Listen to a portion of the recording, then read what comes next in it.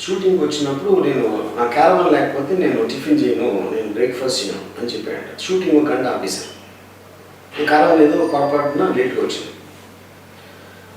ఎందుకంటే తన మైండ్లో ఏమి ఫీల్ అవుతున్నాడు, వాడు వేరు నేను వేరు అని ఫీల్ అవుతున్నాడు. నేను ఏదో వచ్చి నా డబ్బులు తీసుకుని నేను చేస్తున్నాను, కానీ వీడి డబ్బులు కూడా అక్కడి నుంచి రావాలి, వీడి పని అందరూ అప్పుడు అందరూ ఒకటే అనే యూనిటీ ఫీల్ ఎప్పుడు ఫీల్ అవుతామంటే మన అందరికీ లింక్డ్ అయి ఉండాలి ఆ ఫిలిం రిజల్ట్. అంతేగా నా డబ్బులు నాకు వచ్చేసి సినిమా ఏవైతే నాకేంటి అనే యాటిట్యూడ్ ఉన్నంత వరకు ఆ డివిజన్ ఉంటుంది. ఆ డివిజన్ వల్లనే నాకు తెలిసి 90% ఆఫ్ ఫిల్మ్స్లో ఇంటర్నల్ పాలిటిక్స్ వచ్చేసి పనిచేస్తున్నాడు. మధ్యలో వదిలేసి దానికి ఏదో షార్ప్నర్ పెట్టేసి ఇలాంటి పాలిటిక్స్ అని జరుగుతాయి. ఇవన్నీ వెళ్ళిపోతాయి ఒక దెబ్బతో. ఈ cooperative society cooperative way of making films అనేది. అప్పుడు నెక్స్ట్ పాయింట్ ఏంటి, అప్పుడు ఇన్నాళ్ళు మనకు తెలియదు అంటే మన అందరం గొర్రెల మందులా ఉంటాం. నేను కూడా నేను కాదని కాదు, నేను కొంచెం అడ్వాన్స్గా ఆలోచించవచ్చు, కానీ నాకు కూడా ఎన్ని సంవత్సరాలు పట్టింది తెలుసుకోవడానికి. అఫ్కోర్స్ ఇప్పుడున్న టెక్నాలజీ నేను హెల్ప్ చేస్తాను. నాకు ఫస్ట్ టైం ఇది ఐడియా వచ్చి ఎప్పుడు వచ్చిందంటే కంపెనీ చేస్తున్నప్పుడు నేను వివేక్ ఓబ్రాయ్ కొంతమందితో ఒక లోపల ఒక నడుస్తున్న ట్రైన్లో కోచ్లో షూట్ చేసి ఒక ప్యాన్ షాట్ ఉంది. కోచ్ ఈ చివరి నుంచి ఆ చివరికి కనిపిస్తుంది. అప్పుడు నేను అలా యూనిట్ ఉండడానికి వీలు లేదు కాబట్టి నడుస్తున్న ట్రైన్లో నేను కెమెరామ్యాన్ ఒక స్టెప్ మేము ముగ్గురు కూర్చున్నాం. ఆ ట్రైన్ ఇటువంటి తిరుగుతుంది. అప్పుడేమో అక్కడ లైట్స్ ఉన్నాయి, ట్రైన్ లోపల లైట్స్, ఎగ్జిస్టింగ్ లైట్స్ ఉన్నాయి, బ్లూ లైట్స్. వీటిలో తీద్దామా, ట్రై చేద్దాం సార్ అన్నాడు కెమెరా. ఏంటి ఎక్స్పోజ్ అవుతుందా అన్న అంటే తను ఏమన్నా సార్ నేను లైట్ మీటర్ చెక్ చేస్తే సరిపోతుంది ఇంటెన్సిటీ, కానీ తను భయపడుతున్నాడు. సో నేనేమన్నానంటే అంత పెద్ద కెమెరాలు కనిపెట్టిపోయిన వాళ్ళు ఎక్స్పోజ్ చేయని లైట్ మనకి ఎందుకు వేస్తారు, మన ఆలకన్నప్పుడు ఇంకా జస్ట్ వేసేద్దాం ఇదే లైట్లో చూసుకుందామని చెప్పాను. అది బ్రహ్మాండంగా వచ్చింది. One of the most well photograph films అని కంపెనీకి పేరు. కంపెనీస్ కూడా అంటే ఇది 2002 నేను చెప్పేది. ఇంకోటి ఏమో అబ్జర్వ్ చేశానంటే మేము ముగ్గురు కలిసి తీస్తున్నాం, ఎందుకంటే ట్రైన్లో ఆ కోచ్లో అక్కడ అలాగే ఉండాలి కాబట్టి. కానీ స్టేషన్లో 200 మంది ఉన్నారు యూనిట్. వాళ్ళు ఎందుకంటే నేను ఎప్పుడు ఆలోచిస్తాను, డబ్బులు ఉన్నాయి కాబట్టి ఖర్చు పెట్టాం, అసలు అది అవసరమా లేదా అని ఇప్పుడు ఆలోచిస్తాను. కానీ ఆ ఐడియా వచ్చినా మైండ్లో ఎక్కడ రిజిస్టర్ అయినా ఇంప్లిమెంట్ చేయడానికి నాకు కూడా ఇన్ని సంవత్సరాలు పట్టింది. ఎందుకంటే ఇండస్ట్రీ అంతా ఆ మోసంలో నడుస్తుంది. సో దాని తర్వాత ఇప్పుడు సినిమా అనేది ఒక సిరీస్ ఆఫ్ ఫోటోగ్రఫిక్ ఇమేజెస్. ఒక షాట్ వస్తుంది, తర్వాత ఇంకో షాట్ వస్తుంది, తర్వాత ఇంకో షాట్ వస్తుంది. మూవింగ్ ఫోటోగ్రాఫ్స్ అంతే. ఒక స్టిల్ ఫోటోగ్రాఫ్ మీరు ఒక కెమెరాలో తీసినప్పుడు మూవింగ్ ఫోటోగ్రాఫ్ తీయడానికి 200 మంది ఎందుకు అవసరం? అంతకన్నా రిడిక్యులస్ థింగ్ అనేది లేదు. సో ఇది హిస్టరీ. ఇప్పుడు నేను ముఖ్యంగా మెయిన్గా నేను చెప్పదలుచుకునేటంటే ఒక సినిమా తీయటానికి కావాల్సింది కెమెరా, రికార్డింగ్, యాక్టరు, మీకున్న స్టోరీ. ఇది 4. స్టోరీ అనేది మీ ఐడియా. యాక్టర్ అనేది ఇలాంటి ఫిల్మ్స్కి మీకు యాక్టర్కి చెప్పే కెపాసిటీ ఉంటే అది వేరే విషయం. లేకపోతే మీరు సినిమా తీసేస్తాను అనుకుంటే మీరు మంచి యాక్టర్ అనుకున్నాడు, మీకు తెలిసినోడో లేకపోతే ఎవరినైనా మీరు చూస్ చేసుకుంటారు. తర్వాత కెమెరా. ఈ కెమెరా అనేది సపోజ్ ఇప్పుడు లేటెస్ట్ ఏదంటే 25,000. మీరు 25,000 రూపీస్ కెమెరా మీరు కొనేయచ్చు. ఆ డబ్బులు మీకు లేకపోతే మీరు ఎవరి దగ్గర తీసుకోవచ్చు కెమెరా. లేకపోతే మీ యూనిట్లో వాళ్ళందరూ తలా 2,000 రూపాయలు వేసుకొని మీరు పర్మనెంట్గా సినిమాలు తీయడానికి మీరు ఇన్వెస్ట్ చేసి ఒక కెమెరా పెట్టుకోవచ్చు. కానీ నా ప్రిడిక్షన్ ఏంటంటే ఇది 1 మంత్లో మళ్ళీ దీనికి సగం అయిపోయిన ఆశ్చర్యం లేదు. ఎందుకంటే అంత ఫాస్ట్గా రేట్స్ పడిపోతున్నాయి. సో సెకండ్ పాయింట్ ఏంటంటే ఇప్పుడు సినిమా ఎందుకు తీస్తున్నారు? మీకు ఒక ప్యాషన్ ఉంది. ఎవరు కూడా సినిమా నాకు తెలిసి నేను కానీ నాకు తెలిసిన ఏ డైరెక్టర్ కూడా సినిమా ఇండస్ట్రీకి డబ్బుల కోసం ఇప్పుడు రాదు, డబ్బులు సంపాదిద్దాం ఉన్నారు. ఆ ప్యాషన్, కథ చెప్పాలి, నేను చేయాలి, యాక్టింగ్ చేయాలి దాంట్లో వస్తారు. వచ్చిన తర్వాత కొంత టైంకి మనసు డబ్బు ఇవ్వబడుతుంది, ఎందుకంటే అప్పుడు ఆ టైంకి కరెక్ట్ అయిపోతూ ఉంటాను. దానివల్ల నాకు ఎంత ఇస్తావు, నీకు చేస్తే నాకు ఎంత ఇస్తావు అనే దాంట్లో అది మొత్తం డైవర్ట్ అయిపోతుంది. సో ఇప్పుడు మీకు తెలిసిన యాక్టర్స్ మీకు ఆ రోల్కి సరిపోతానికి మీరు తీసుకున్నారు అని చెప్పారు, ఇలా చేస్తారు, ఎవరు మిమ్మల్ని డబ్బులు రాడు. తర్వాత చేశారు, మీ పక్కింట్లోనో ఎదురింట్లోనో లొకేషన్ అడిగారు, కొంచెం 2 గంటలు 3 గంటలు షూటింగ్ చేసుకుంటారు సరే, ఎవ్వడు కాదు. ఇంత చిన్న కెమెరాలు కాబట్టి పోలీసులు పర్మిషన్ ఇవ్వని చోట కూడా మీరు కొంచెం తెలుగు ఉపయోగిస్తే అక్కడ కూడా షాట్లు తీసేయచ్చు. దాని తర్వాత సౌండ్ అనేది, బ్యాక్గ్రౌండ్ మ్యూజిక్ అనేది, నేను ఒక స్టేజ్లో నేనే 20 లక్షలు ఖర్చు పెట్టేవాడిని, తర్వాత 10 లక్షలు అంది. ఇప్పుడు అసలు ఐస్ క్రీమ్లో మీన్స్ రీరికార్డింగే చేయలేదు అసలు ఐస్ క్రీమ్. ఫ్రీ వెబ్సైట్స్లో మ్యూజిక్ అవైలబుల్ ఉంది, స్టాక్ మ్యూజిక్ అవైలబుల్ ఉన్నది. వాటిని తీసి మేము ట్రాక్స్ వేసాం. అది ఎప్పటికీ తెలియదు. సౌండ్ బ్రహ్మాండంగా ఉంది, మన మ్యూజిక్ బ్రహ్మాండంగా ఉందని పేరు వచ్చింది. సో మ్యూజిక్ మీకు ఖర్చు లేకుండా వస్తుంది. సౌండ్ మీకు జస్ట్ దాంట్లో పెట్టుకుని మొత్తం డిస్టోర్నెట్ అవుతావా దాన్ని వేసారు. దాని తర్వాత యాక్టర్లు యాక్ట్ చేశారు. ఎడిటింగ్ కూడా ఇప్పుడు ఎడిటర్ ఫలానా, డిఓపి ఫలానా అని అవసరం లేదు. ఎవరు ఫోకస్ ఉంటే చాలు, కెమెరామెన్ అవసరమే లేదు అసలు. ఇప్పుడు ఐస్ క్రీమ్ ఈ కెమెరాతో షూట్ చేస్తుంది. ఈ కెమెరా రెండింటితో షూట్ చేస్తే ఇది ఒక 25,000, ఇది ఒక 15,000. అంటే మీరు కొనటానికి 25,000లో మీ కెమెరా వస్తుంది, లేకపోతే 15,000లో కెమెరా వస్తుంది. ARRI 35 సూపర్ ARRI కెమెరా అది నియర్లీ 1.7 crores. 1.7 crores కెమెరాతో తీసిన బొమ్మకి దీంతో తీసిన దానికి ఆడియన్స్కి తేడా పోకుండా టెక్నికల్గా బ్రహ్మాండంగా ఉందంటే దాని మీనింగ్ ఏంటి అసలు? అప్పుడు నన్ను ఎవరు చిన్న కెమెరా ఎలా తెస్తుందండి అని అడిగారు. ఇప్పుడు ఫస్ట్ ఆఫ్ ఆల్ కెమెరా ఎంత పెద్దది ఉండాలని మీకు ఐడియా ఉందా? అంత పెద్దది ఎందుకు ఉంది? ఫస్ట్ కెమెరా ARRI కెమెరా ఎందుకు ఉందంటే దానికి మ్యాగజైన్స్ ఉంటాయి, ఫిల్మ్ ఉంటుంది. ఆ ఫిల్మ్ తిప్పడానికి మోటార్ ఉంటుంది. వీటన్నిటిని మొదల అంత ఉంటుంది. డిజిటల్ ఇది ఒక డాట్లో రికార్డ్ చేస్తారు. మీకు ఇంకా సింపుల్గా చెప్పాలంటే నా కంట్లో ప్యూపుల్ ఉంది, ఐబాల్లో మధ్యలో ప్యూపుల్, అది మీకు 180 degrees విజన్ ఇస్తుంది. అంత చిన్నదానికి మీరు అంత క్లియర్గా ఎంత చూస్తున్నప్పుడు కెమెరా థియరటికల్గా మీ కనిపాప అంత చిన్నగా రావడానికి ఛాన్స్ ఉంది. ఇప్పుడు చాలాసార్లు సినిమాకి చాలా ఖర్చు అయిపోయింది, ఎలా రికవర్ అవుతుంది, తర్వాత రిలీజ్ అయిన తర్వాత ఆడకపోతే చాలా ఫ్లాప్ అయింది, ఎంతో కొన్ని కోట్లు పోయినాయి, ఈ కోట్లు పోయింది, 50 లక్షలు పోయింది, ఇలాంటివి రకరకాలు వింటాం. ఒక సినిమా ఖర్చు ఎందుకు అవుతుంది? అది పాయింట్. డబ్బులు పోయినాయి అంటే డబ్బులు ఎక్కడికి పోవు, ఏ డబ్బులు ఎక్కడికి పోవు, ఒకళ్ళ జేబుల్లోంచి వేరే జేబుల్లోకి మారుతాయి. సో ఇప్పుడు ఒక ప్రొడ్యూసర్ అనేవాడు తన టెక్నీషియన్ని, ఒక యాక్టర్ని, రకరకాల వేరే వాళ్ళు వాళ్ళ ఒక్క పనితనాన్ని నమ్మి తను పెడతాడు డబ్బులు. ఆ డబ్బులు కంట్రోల్ ఎలా ఖర్చు పెట్టాలని కంట్రోల్ అని మళ్ళీ టెక్నీషియన్స్, యాక్టర్స్ ఉంటుంది. అది చేసిన తర్వాత ఒక స్టేజ్లో ఫ్లాప్ అయిందన్నమాట. ఎవరైతే కంట్రోల్ చేస్తున్నారో డబ్బులు ఎలా ఖర్చు పెట్టాలన్నది వాళ్ళకి మాత్రం వాళ్ళ డబ్బులు ఉంటాయి. వాళ్ళని నమ్మిన వాళ్ళు అందరికీ డబ్బులు పోతాయి. డిస్ట్రిబ్యూటర్స్ అవ్వచ్చు, ప్రొడ్యూసర్స్ అవ్వచ్చు, అందరికీ. అప్పుడు నా పాయింట్ ఏంటంటే ఫైనల్గా ప్రతి ఒక్కరు తీసేది ఆడియన్స్కి, డైరెక్ట్ డబ్బులు అనేది ఆడియన్స్ నుంచి వస్తాయి.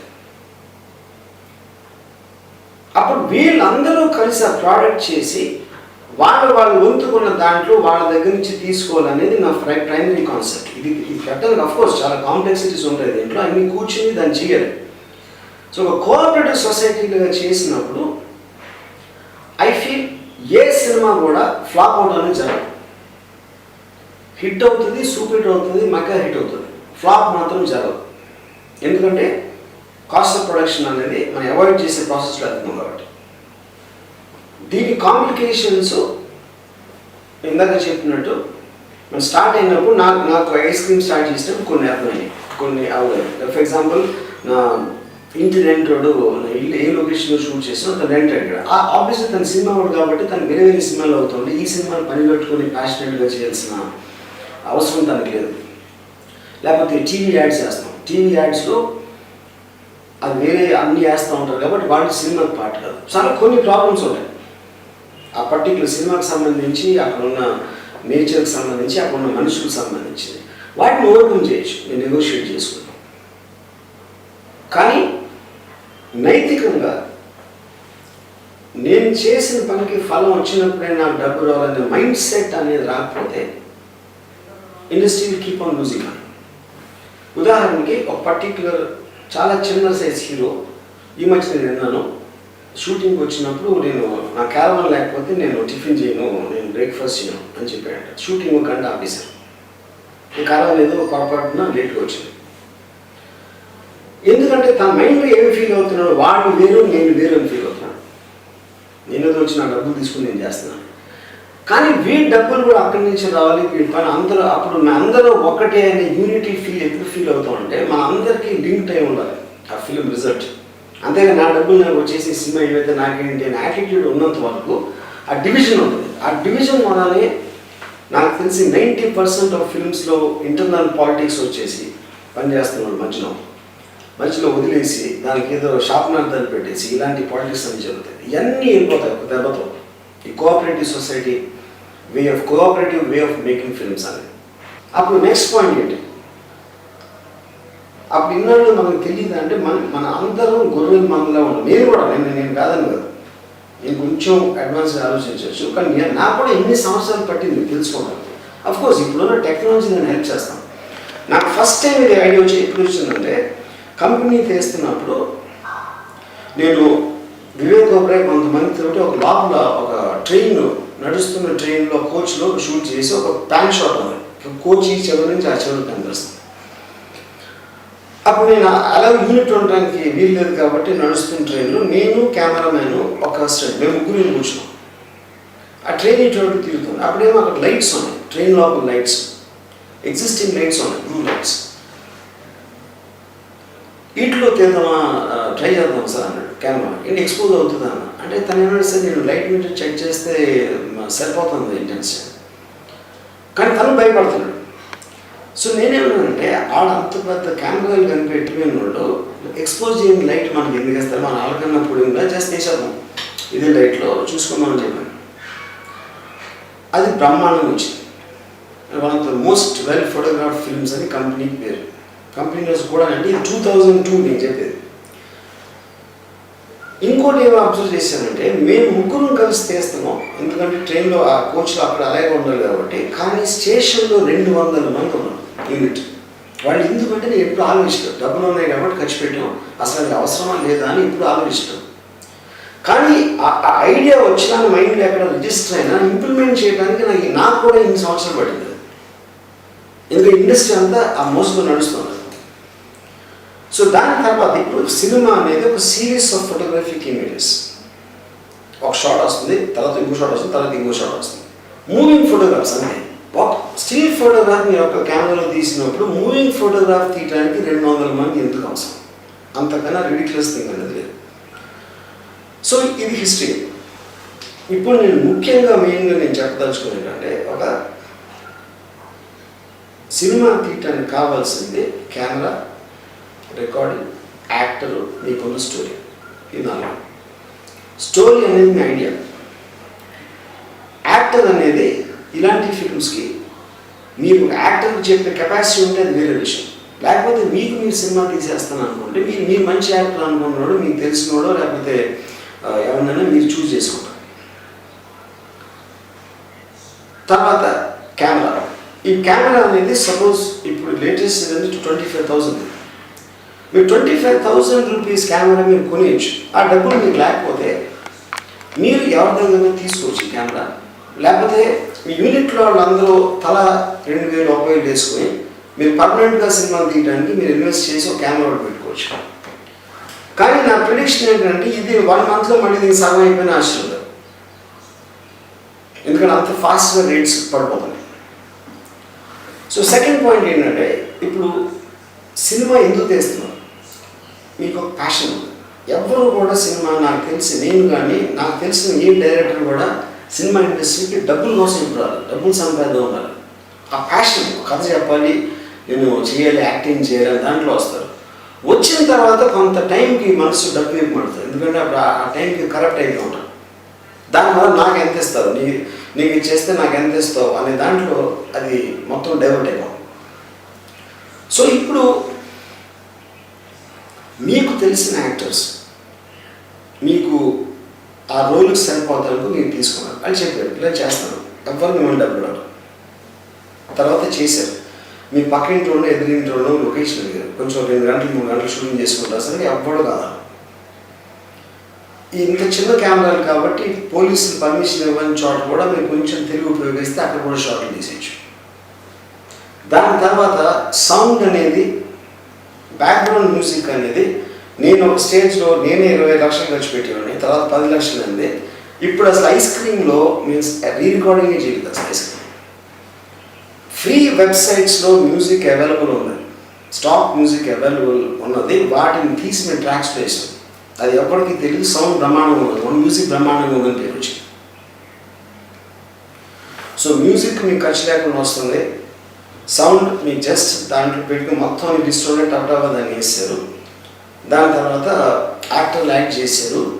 ఎడిటింగ్ కూడా ఇప్పుడు ఎడిటర్ ఫలానా, డిఓపి ఫలానా అని అవసరం లేదు. ఎవరు ఫోకస్ ఉంటే చాలు, కెమెరామెన్ అవసరమే లేదు. అసలు నేషనల్ అవార్డు రావాలి సినిమాటోగ్రఫీ అంటే సెపరేట్ సిస్టమ్. నీవు కేవలం మీ స్టోరీ కనపడాలి, వినపడాలి, ఫోకస్లో ఉండాలి. దానికి ఎవరైనా చేయగలుగుతారు, కెమెరామెన్ అని దానికి మీనింగ్ లేదు. Similarly all other technicians. Ice cream ఒక 10 మంది 16 ఏళ్ళ కుర్రోడు ఎడిట్ చేశారు. ఒక సీన్ ఒకటి ఇచ్చాం. సీన్ ఉంది, ఈ షార్ట్ నుంచి చేసి పెట్టండి, టప్టాపాలు పెట్టేసి ఆడ ఇడ్లీ కస్టర్డ్ చేసినట్టు ఇచ్చాడు. సో ఎడిటింగ్ బాగుందా బాగాలేదా అని, కానీ అది ఫైనల్గా డిసైడ్ చేసింది డైరెక్టర్. కానీ దాన్ని పెట్టడంలో మాత్రం ఇంతే. సో ఇప్పుడు టెక్నీషియన్స్ లేరు. ఇప్పుడు నేను ఎక్స్ప్లెయిన్ చేసేదంతా 2 పాయింట్ బ్యాక్గ్రౌండ్ మ్యూజిక్ లేదు, ఆర్టిస్ట్ మీకు డబ్బులు లేదు, లొకేషన్ ఎలా మేనేజ్ చేయొచ్చు ఇప్పుడే చెప్పి మేము కూడా చేసాం.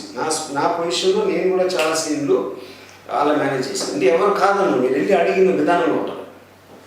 సో ఫైనల్గా అన్నీ చేసేసి మీరు సినిమా అయిపోయింది. ఇప్పుడు ఏం చేస్తారు?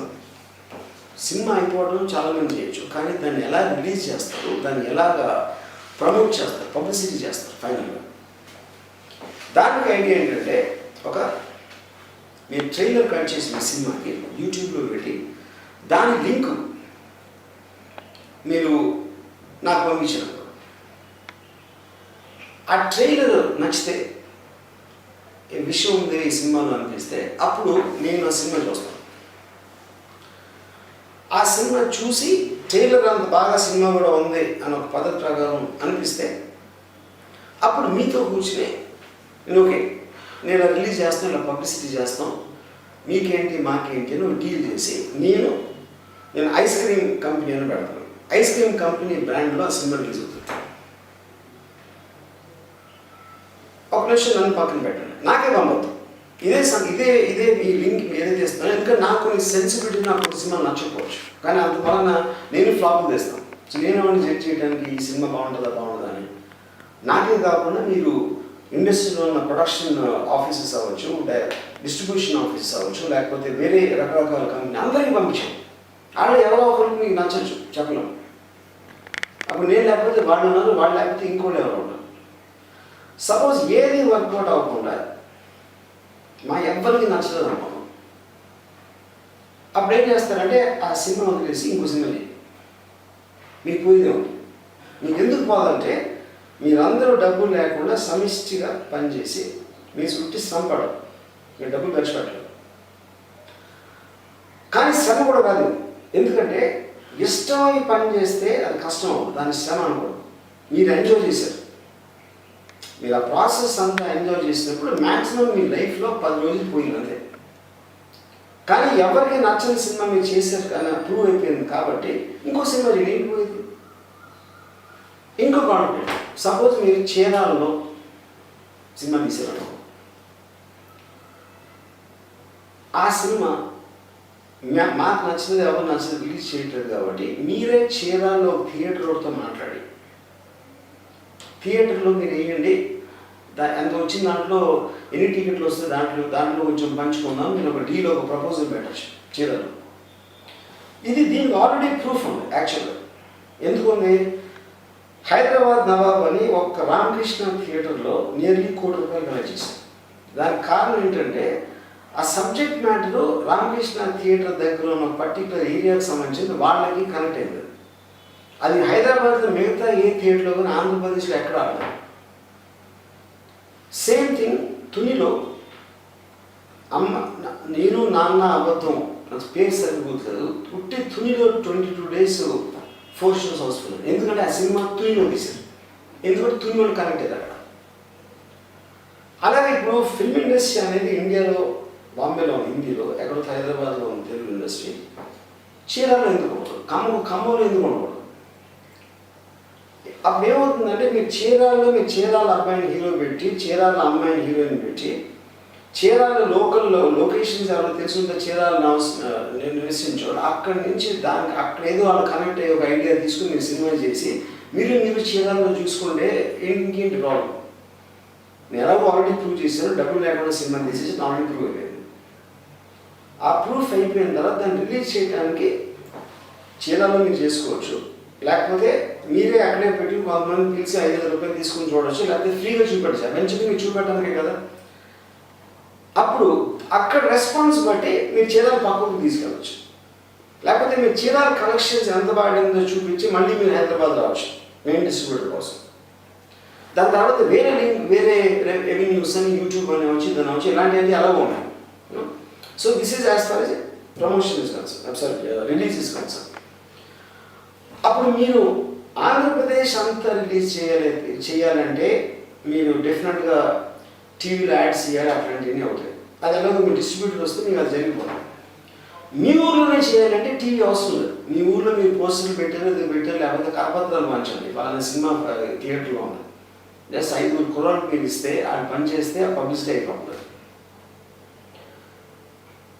మెయిన్ థింగ్ ఏంటంటే ఈ సినిమాలో మీరు గుర్తుంచుకోవాల్సిందే, మీకు సినిమాలో ఉన్న కంటెంట్ కన్నా టైటిల్ దేని గురించి ఆ సబ్జెక్ట్ అనేది క్లియర్గా పోస్టర్లో కానీ ట్రైలర్లో కానీ రావాలి. ఎందుకంటే అట్రాక్ట్ చేసేది ట్రైలర్. సినిమా అనేది మీరు థియేటర్ లోపలికి వెళ్ళాక తెలుస్తుంది ఎంత బాగుంది ఎంత బాగాలేదని.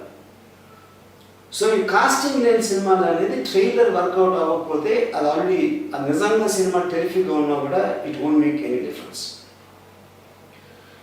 So this is the basic point and decides. అప్పుడు ఇండస్ట్రీ ప్రతి చోట, ఎందుకంటే సినిమా అనేది ఫైనల్గా ఒక తయారైంది, దాని 100-200 మంది ఒక థియేటర్లో కూర్చొని చూస్తున్నారు. అంటే ఒక నాటకం ఉంటుంది, పృథ్వీ థియేటర్లో ఉంది బాంబేలో. ఆ పృథ్వీ థియేటర్లో రెగ్యులర్ ఆడియన్స్ ఉంటుంది అండి నాటకం చూడటానికి. అది ఇక్కడ మనం ఇలా చూస్తాం. సో ఎంతమంది ఇంత పెద్ద పాపులేషన్ ఉన్న మన కంట్రీలో, మన రాష్ట్రంలో కేవలం నా ఫాదర్కి డబ్బు ఉండాలి, లేకపోతే నా ఫాదర్ డైరెక్టర్ అయి ఉండాలి, లేకపోతే ఇండస్ట్రీ ఏదో అయి ఉండాలి, వాళ్ళకి అవకాశాలు వచ్చే కాలం పోయింది. ఇప్పుడు కంప్లీట్ డెమోక్రసీ, ఎవరైనా సినిమా తీయచ్చు, ఏం డబ్బు లేకుండా తీయచ్చు, టాలెంట్ ఉన్నాడు నీ ఎవరు ఆపలేరు. That is the place we reach. I'm very happy about it. ఎందుకంటే నేను డైరెక్షన్ బ్రేక్ తీసుకోవడానికి నేను ఏమేమి చేయాల్సి వచ్చిందో అది చేయటానికి అది అవసరం లేదు చేయడానికి. ఎందుకంటే మొత్తం మీ దగ్గర ఉంది, అది తెలుసుకోవడానికి ప్రాసెస్ చెప్పాను. ఈ ప్రాసెస్లోంచి మీకేమైనా డౌట్స్ వస్తే ఎలాగ ఇది ఇక్కడ ఏదో ప్రాబ్లం ఉంది కదా ప్రాబ్లం ఉంది కదా అని నేను మళ్ళీ మీరు ఆ డౌట్స్ అని నాకు కామెంట్స్లో పోస్ట్ చేస్తే దాన్ని నేను తీసుకుని అది ఎలా ఓవర్కమ్ అవ్వాలి, టెక్నికల్గా మీకు ఎలా ఎలాంటి అడ్వైస్ ఇవ్వాలి, అదంతా నేను చెప్తాను మళ్ళీ వచ్చి. And wish you all the best, and I'm hoping that you'll make mind-blowing films, and I'm super sure about it. అంటే మీరు కెమెరా అనేది మీరు అవార్డు